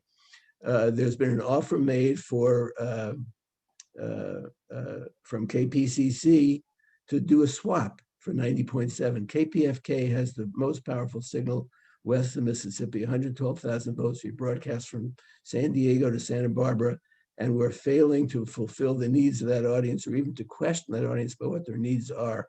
And KPCC, which has a much bigger audience than we are with a much weaker signal, would be happy to put cash on the barrelhead to this new board when it comes in. The officers are not elected. They say specifically in the new bylaws they propose that the 4 officers mentioned would be appointed, and they would serve for 3 years automatically by the adoption of these bylaws. And then the new so-called democratic elected local station boards would be elected in the way I described, where we would be electing 7 officers, and the officers, each one could be elected by the same faction and the same majority, and they would get to appoint additional members up to 6. This is a recipe for professionalization, meaning a takeover of the network, a centralization. It's been denounced by Mumia Abu-Jamal, Leonard Peltier, Oscar Lopez Rivera, people who've been devoting their lives and paid enormous sacrifices for the ability to be on the air in Pacifica and to talk to the world through Pacifica, understand that this is a threat to their ability to do so. So I would urge you all to vote no. Again, look at pacificafightback.org and think about what's at stake. These are irreversible changes that would take place if these bylaws go through. And there might be need for some minor changes, but there was an opportunity at any point to put forward individual specific bylaws amendments, and there still are. Right now, June 1st is the opening of the election process for local station boards. And I would urge everybody who's concerned to think about running for the KPFK local station board. But on June 7th, there's a special election that would eliminate the results of that normal election process. If it takes place, the opportunity to elect your local boards would be eliminated under the current bylaws, and a new process would take place, which would have a board that has no authority, no responsibility, except to follow the dictates of management. The executive director who's appointed under this, a new board, would have the ability to name all 5 general managers in a top-down chain of command, who would then direct the staff without any oversight by any boards. They could eliminate people. If they're under the current bylaws, there's a mechanism for the recall of directors and a recall of delegates. There's no such mechanism under these new bylaws. So this is a very, very dangerous, with all good intentions, the road to hell is paved with good intentions. The problems of Pacifica are much deeper rooted than the democracy and governance, and actually more democracy is the solution to those problems. So I'll thank everybody for their participation today, and maybe Rose can take back over to, I see a lot of hands from people who have questions and comments. Thank you.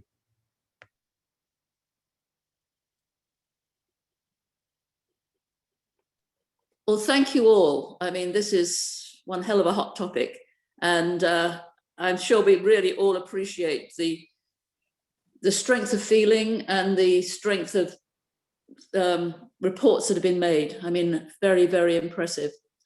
Unfortunately, we do have a time limit. So what I'm going to do is I'm going to take questions first from people who I don't think are actually part of this inner debate, to get more of a general position. We don't have time to turn it into a kind of face-to-face debate, unfortunately. I kind of wish we did. So we'll try and keep it to questions, and see where we go. So Rick Benellis, Actually, you unmute yourself? in the interest of making this go quickly, I'll rescind my my question, and if there's time later on. Okay. Yeah. Dave Clennon. Thank you. Rose, shut me down. If I go on too long, please. I'm very grateful for this debate, for this discussion. I'm a member of the Screen Actors Guild, which recently merged with AFTRA. And my experience is that the issues are extremely complicated in union politics. And frequently, if you don't have full-time ability to look into all of the issues and examine them to a point where you feel like you can vote intelligently, if you don't have time to do that, you have to trust other people who have devoted more time to the untangling of all of the issues. So it comes down to whom do you trust frequently, maybe too frequently, because we don't have time to do the homework to sort out the pros and cons of the different issues. So I think it does come down to who is among the people I know involved with KPFK and Pacifica, who's giving me the most accurate, let me put it that way, who's giving me the most accurate assessment of the issues. Secondly, I just want to say, I'm having a problem with the yes side at the moment, and it's maybe it's harebrained on my part, but let me say it anyway. I'm looking at the optics of today's presentation, and I'm seeing one side 100% white. I'm seeing another side 50% white, 50% people of color. So I'm a little mistrustful of that optic. Secondly, the word professional, or the concept of professionalism, I have my personal reaction to that is that professionalism often means white, educated, middle class to upper middle class. It sounds good.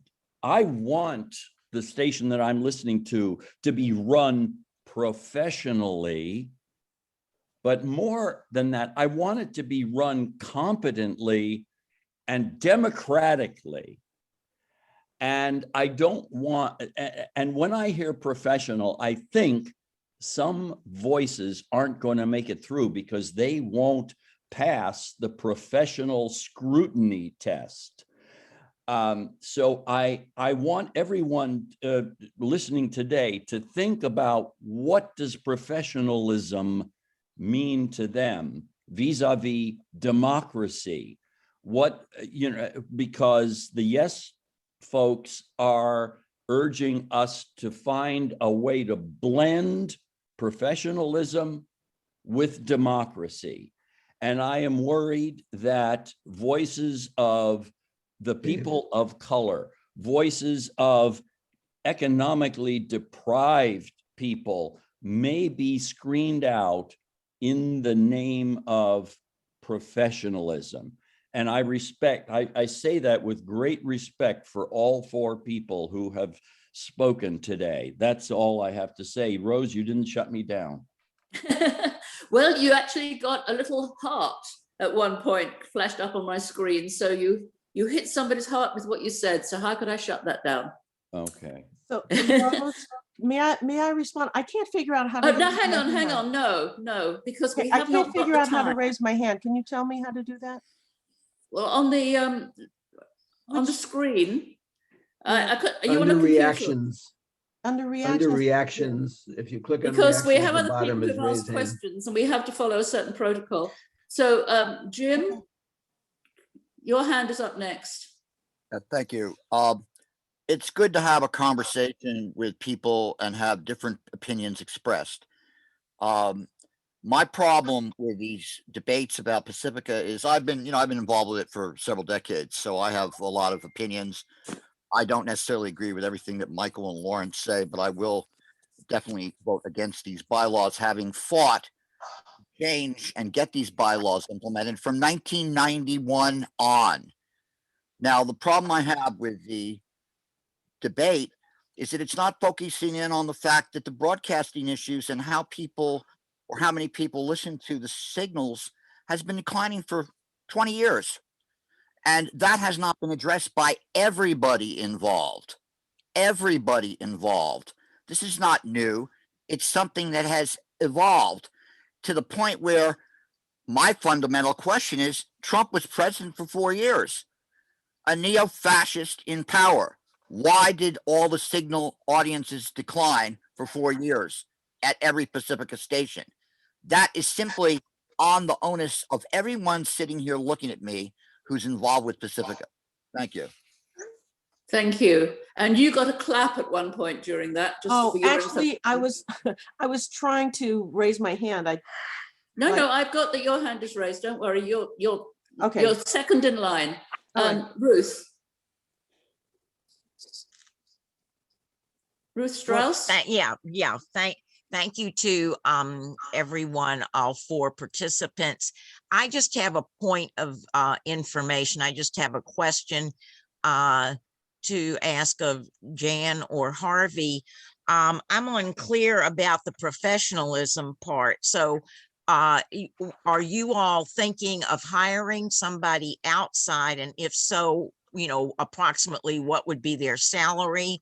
Or if the professionalism is, 4 people, I'm not sure how they're elected, but are they salaried or not because of the financial problems that we're all facing at the different stations? So if you could clarify who gets paid, and that would be helpful. Thank you.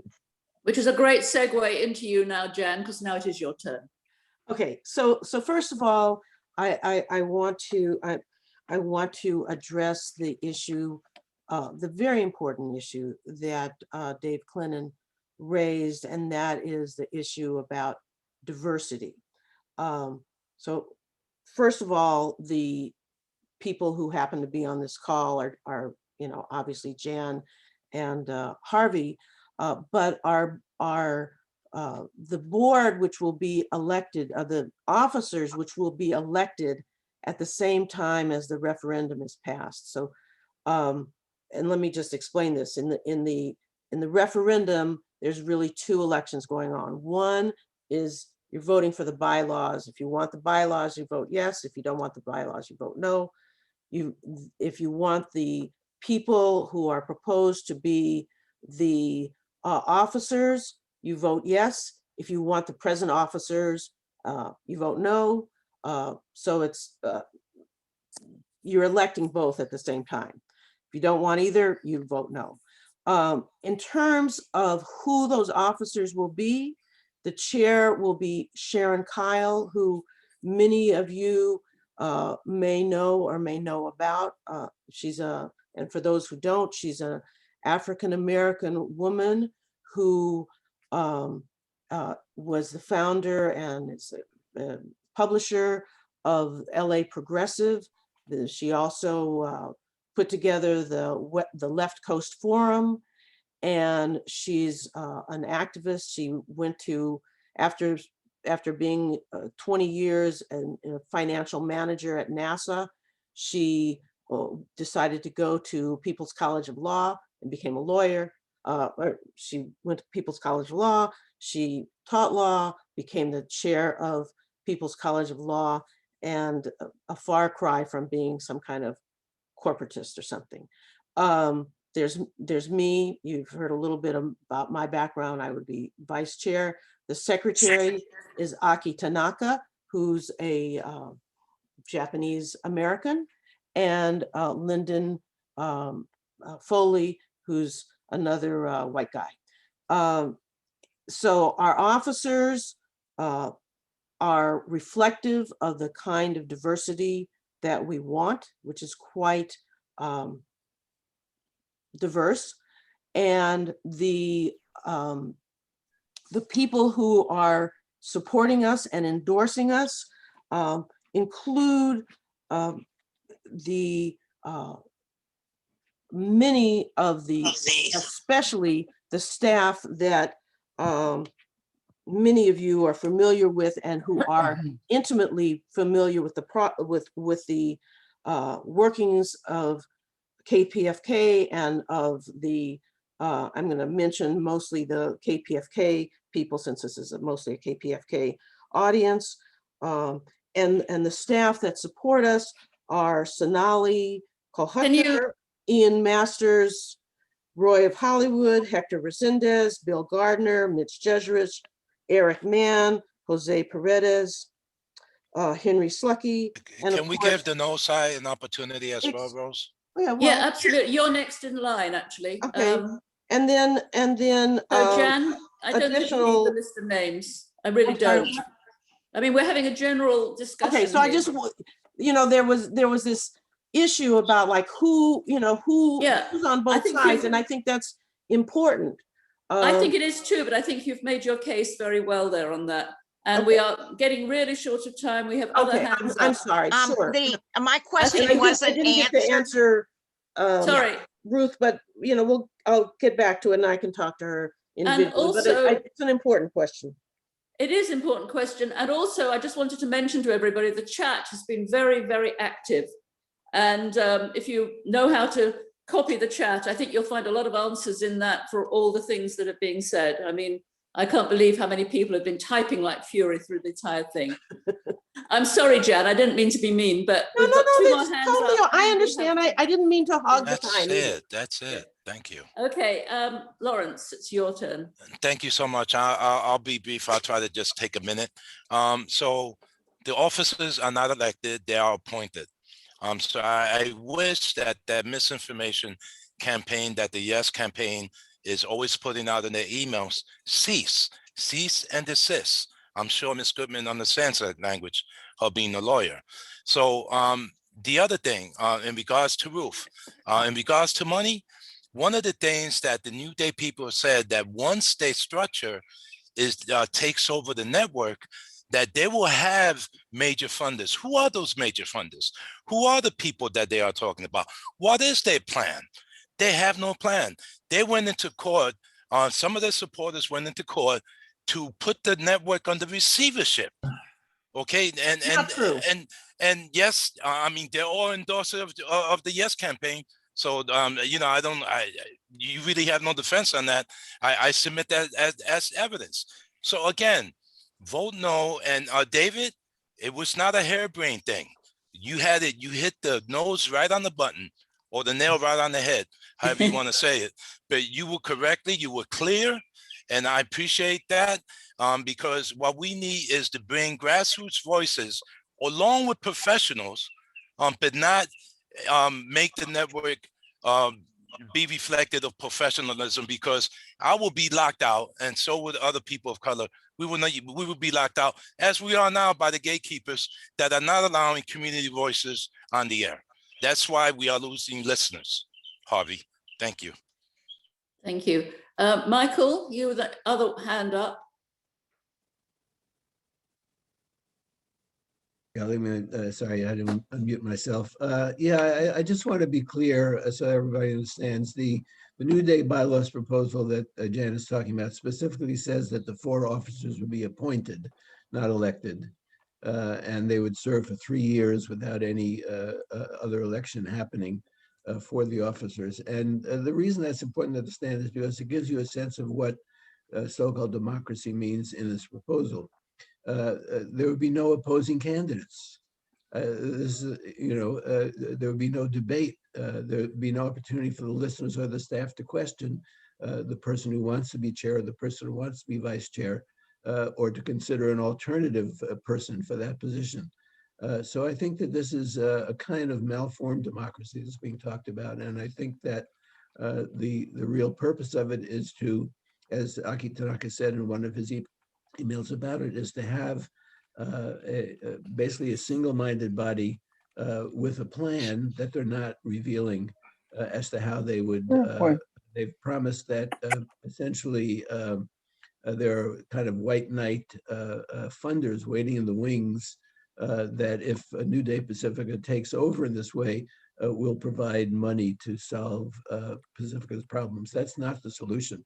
Neither is selling or swapping the signals. The solution is to reestablish our relationship with a whole new generation of people who are accustomed to many, people who are accustomed to having an interactive media and want to see more interactivity on the air, not just on social media, but on what we broadcast. We want to see the ability to provide content. And it's only by, when I say a more democratic media, it's not only the functioning of the local boards or the governance, it's the functioning of the airways themselves, where there's democratic discussion, dialogue, and debate, and engagement with the community. Jerry, you need to mute. I see Andrew Weiss has a hand up, so I'll stop. Okay. Sorry, I was doing a chat. Yes, Andrew, would you like to speak? And you will have to be our last speaker, I think, because as you heard, Fernando has a meeting at 9:30. So we are running into a very short time now with announcements about other events going on and so on. So Andrew? Yes, thank you. I'll try and be brief. This is Andrew Weiss, KPFK, 30-plus year listener, member, and volunteer. And once again, the coordinator of the Pacifica Listener Forum at pacificalistenerforum@gmail.com. 2 questions, please. As a listener, one of my main concerns, I think, is, is having input from the listeners to how our station is being managed in our network, regarding programming, regarding fundraising, et cetera. And I think that is one of the most lacking things, is management and staff coming on the air and dialoguing with the listeners about these matters. When that happens, it seems like our stations thrive. And when it doesn't, it seems like our stations fall apart for obvious reasons. The listeners need to give feedback, and to the management and staff, and the staff and management need to listen to the listeners for this to work well. So with that in mind, I asked the New Day Pacifica folks, what are your plans if you take power of our network?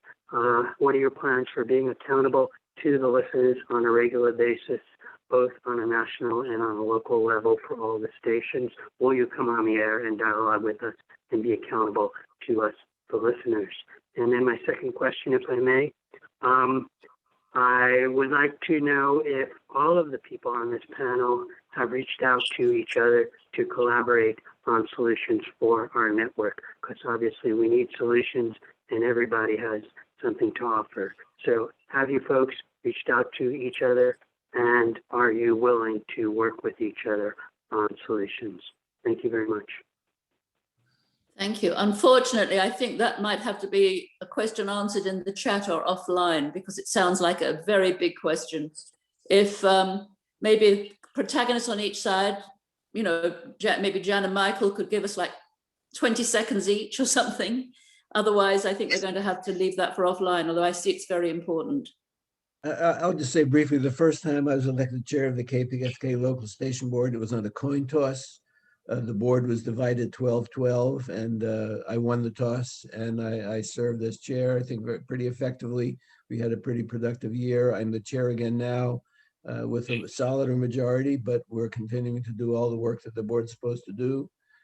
We, gave advice on the budget in terms of trying to balance it. We've are engaging now in a search for a new general manager for the station with an elected a search committee, and I think that the aspersions that are being cast are not correct. We have been working together, and everybody has a chance to participate. Okay, thank you. And Jan put in the chat that, I'm gonna find it for you. Oh, you want to say it quickly, Jan? Oh, sure. I wasn't really addressing, I think that the question of what would we do? The main thing that we would do is to hire a competent, experienced executive director who's committed to Pacifica mission and who has experience in off-air fundraising, in social media to bring us up into the 21st century, and who knows how to run a radio station and network so that we can have somebody at the helm bringing us along. And this person needs to be committed and have shown that commitment in the past to the Pacifica mission. And so that would be the very first thing. And the plan, we've already seen the plan that that the vote no people want, and we see that that has been in effect for 20 years, and the plan does not have to Rose, do you said with 20 programming. seconds. I have to cut you off. I'm Okay, sorry. thank you. We are just really kind of running out of time now. Okay, thank you very much. Yeah, I'm And sorry. thank you for having us. It's really important for us to. Well, I mean, hopefully you can go through the, you know, the chat. Okay, a few very quick things. One is please come and join us because we do meet every week. And it's wonderful to have at one point we had 46 people on this call, which is almost a record for us. So that is very exciting. So please think about coming again. I don't know if you're on our mailing list or not, but so we send out notices every week about them with the Zoom link. And we have a good range of discussions, which certainly keep me going, I must say, for the rest of the week. The second thing I want to say, which, I mean, coming on board, all of this talking about money seems a little almost cheeky, but it's not. We also have some financial needs because we're used to meeting in a hall. Now we're on Zoom, that does not come free. And so we have what we call the green bucket that we say we pass around. That's just the phrase we use for it. And if you look on the Zoom link you had, you will see that. And if you feel so moved as to contribute something towards us, we would be more than happy. We really need the money behind us because we reach out to a lot of organizations. We feel we're doing some very good work. Having said those, no, the link to join the mailing list is actually at the top of our web page. Having said that, and I know this is going to be very quick, somebody had an announcement at the very beginning about another meeting. That any other announcements about other meetings elsewhere that are not to do with ICUJP that are burning issues, other than this one, of course? I have one. Go ahead, Harvey. I have one. Yeah, this is Harvey. Every Monday, Ruth Strauss is a part of this, as Dan. There is a Zoom call, won't be this Monday, for election. Is that me? That's Jasmine. Yeah. Hello. Jasmine, you have to mute. Whoever it is, can you mute No, yourself? it was his own feedback. We have a grassroots emergency election protection coalition. We deal with election protection issues. Every Monday, 2 p.m. Pacific time, you can email. Email me at solartopia@gmail.com. And on August 28th and 9th, we will have a national march in Washington for DC statehood, jobs, and justice. It's the 58th anniversary of the King's speech. And email me, solartopia@gmail.com. Our website is electionprotection2024.org. And so, again, the meetings are every Monday, except this one, 2 p.m. to 4 p.m. We've had over 100 people discussing election protection issues, and we've been doing it for more than a year. So anyone on this call is more than welcome. Email me, solartopia@gmail.com to join us. Thank you. Thank you very much. Thank you, Rose. I have a quick announcement in regards to Puerto Ricans in Action and Puerto Rican Alliance of Los Angeles having an event at Grand Park Sunday at 7 o'clock in regards to the femicide that is happening right now in Puerto Rico.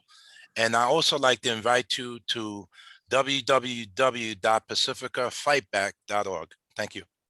Yes, I have an announcement. This Sunday, people can go to the kptfx.org website, which is how Pacifica organizes its meetings. And as a member of the Technology Task Force, I'm going to be talking about the CPB requirements for money, which we have lost millions of dollars in funding for the past few years due to the ineptness of the people in governance. I blame them for this stupidity, but we're going to talk about technically how we can rectify that at kptfx.org. Okay, thank you. And once again, I want to guide everybody to the chat. Everybody's seeing, I think they're coming in fast and furious. Jasmine?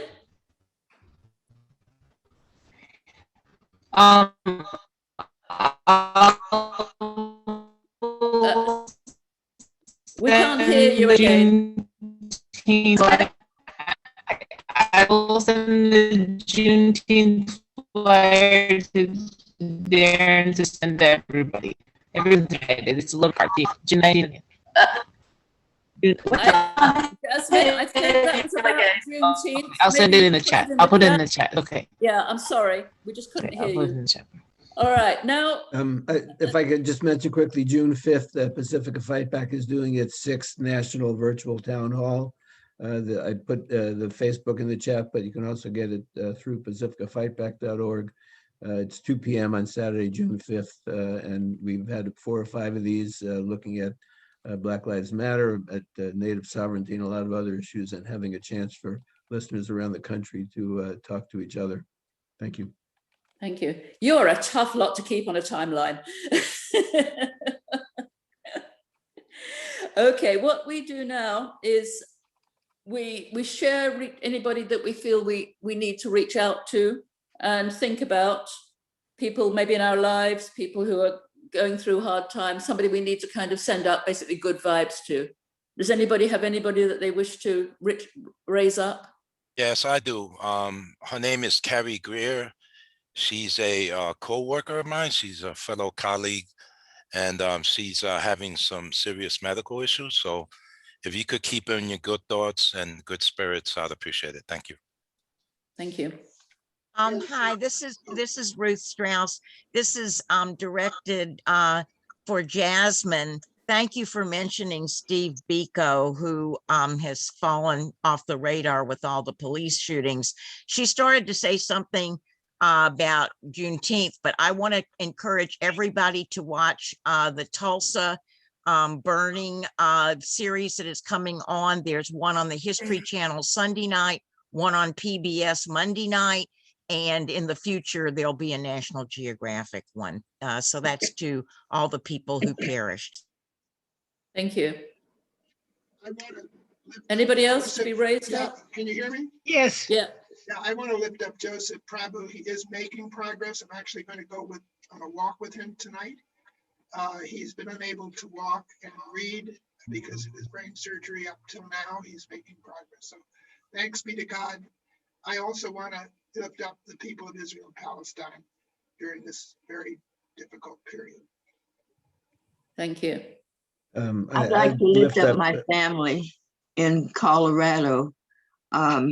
Derek Jr. had released his body in a lake.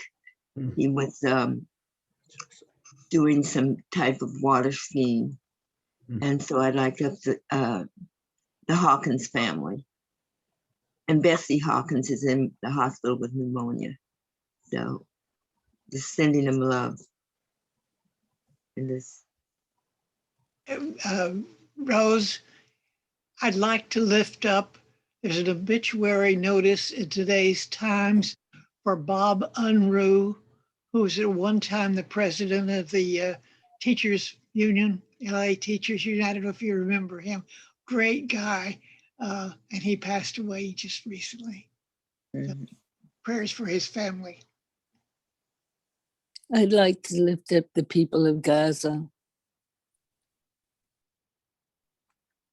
Thank you. Yes, I like to lift up the people in prison. We cannot forget those people because they're just a victim of this systemic. Many of them are victims of systemic racism, and so we should not forget them, including the immigrants that also incarcerated or being housed, you know, here in nearby San Diego or something like that. Thank you. Thank you.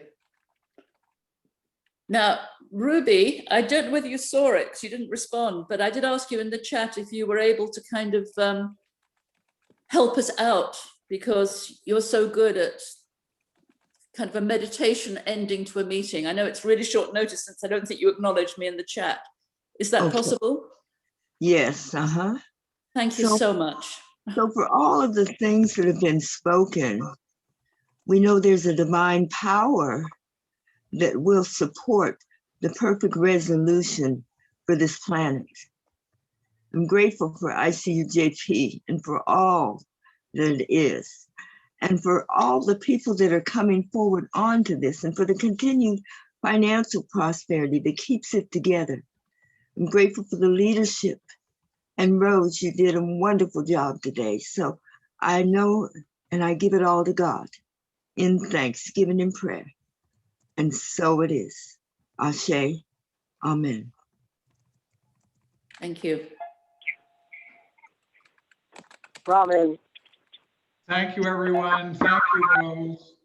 Please stay on if you can join Fernando in his work in dismantling racism.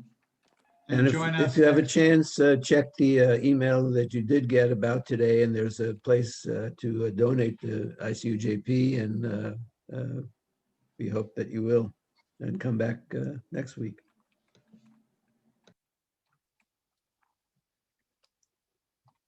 Is it my time now or? Yeah, we're going to stay on the call. We'll continue. We'll do the Ending Systemic Racism Working Group. Anybody who wants to is welcome to stay with us. Let's settle down a little bit so people can join. I don't know how long that will take. Who's participating today?